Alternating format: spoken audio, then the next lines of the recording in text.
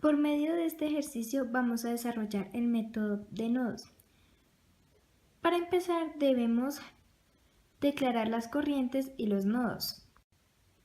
En este caso hay dos nodos, que es este y este. Los llamaremos nodo A y nodo B. Luego se declaran las corrientes. Por cada resistencia irá una corriente. Entonces esta vamos a declarar la que va hacia abajo, será la I1. Esta que va hacia allá será la I2. Y esta que irá hacia abajo, que será la I3. Luego lo que vamos a hacer es hacer las ecuaciones para I1, I2 e I3. Que esto se hace el voltaje donde comienza menos el voltaje donde termina sobre la resistencia que camina. Entonces tenemos que para I1 es el voltaje donde comienza, que sería en el voltaje A, menos donde termina, que sería en el nodo de referencia 0, sobre 10 ohmios. Para I2 tenemos el voltaje en A, que es donde empieza, menos el voltaje en B, sobre 5 ohmios. Y para la I3 tenemos el voltaje donde comienza, que es el voltaje en B, sobre 8 ohmios. No se le agrega el 0 porque termina en el nodo de referencia. Después de eso se declaran las ecuaciones para cada nodo. Entonces tenemos que en el nodo A es las corrientes que entran se igualan a las corrientes que salen.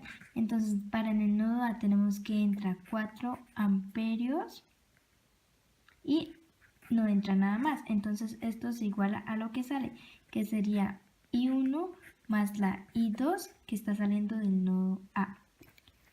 Y ahora lo que hacemos es reemplazar. 4 amperios es igual a voltaje en A sobre 10 ohmios más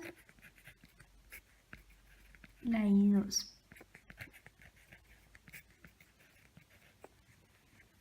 Ahora vemos que podemos sacar factor común de voltaje en A.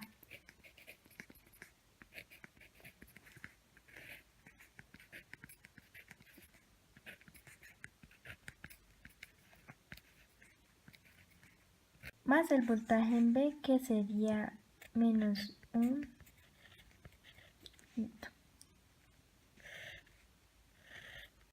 Para que nos quede más fácil de desarrollar, podemos pasar esto a decimales. Entonces decimos que el voltaje en A es 0,3, más el voltaje en B es menos 0,2. Como tenemos dos incógnitas, entonces por ende nos deben salir dos ecuaciones. Entonces la otra ecuación nos saldrá del nodo B, igual a lo que hicimos en el nodo A. Las corrientes que salen del nodo se igualan a las corrientes que entran. Entonces vemos que solo está entrando la I2, se iguala a las corrientes que están saliendo, que sería I3 menos 6 amperios. Y ahora reemplazamos estas ecuaciones con estas que hallamos en el principio. Podemos pasar este voltaje B a restar a este lado con este voltaje en B.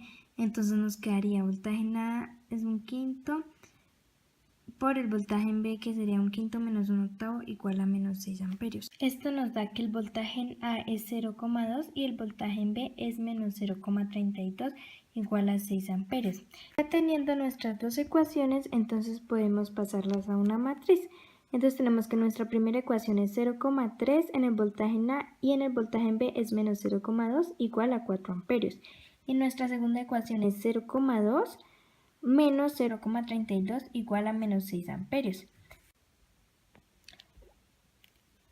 Y ya con esto podemos sacar el determinante total que nos dio de la multiplicación de esto por esto menos la multiplicación de esto por esto, que es menos 56 por 10 a la menos 3.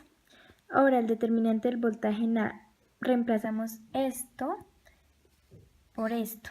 Entonces la multiplicación ahora sería 4 por menos 0,32 menos 0,2 por menos 6. Esto nos daría menos 2,48. Y asimismo con el determinante del voltaje en B. Reemplazamos esto en esta columna.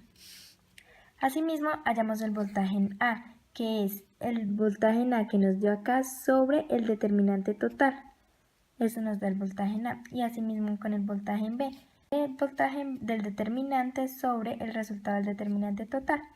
Y ahora ya teniendo el voltaje podemos hallar tanto la intensidad para cada resistencia como el voltaje para cada resistencia. Y así concluimos con el método de nodos.